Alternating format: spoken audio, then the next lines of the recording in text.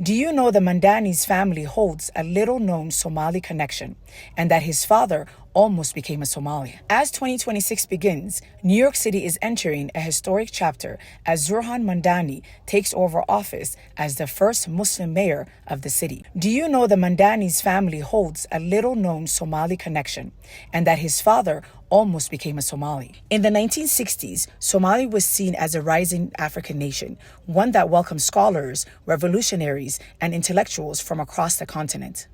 Zohran's father, Professor Mamdani, was among those who had a fondness for Somalis and nearly became a Somali. While in the United States, Professor Mahmoud's car was broken into, and among the stolen goods was his Ugandan passport.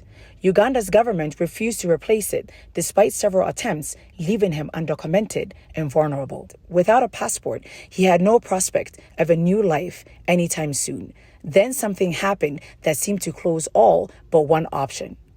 Those days, every foreigner in the United States was required to register as an alien sometime during the month of January at the post office. Without a passport, he could not register. Without it, he faced deportation or even forced military service. He turned to his close friend, a Somali scholar, Hussein Mohammed Adam, nicknamed Tanzania, with whom he had studied at Harvard University, for help.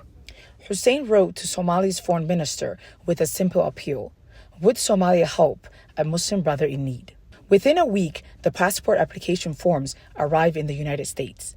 However, that very night, a military coup overthrew the Somali government in 1969. The country's president, Abdirashid Ali Sharmarke, was assassinated just days before, while the Prime Minister, Mohammed Haji Ibrahim Igal, was in the United States on official visits. The minister lost his job, and Professor Mahmoud Mamdani's Somali passport was never issued. For more than 50 years later, Mahmoud Mamdani's son now leads New York City, home to one of the largest, most diverse Muslim populations in the United States.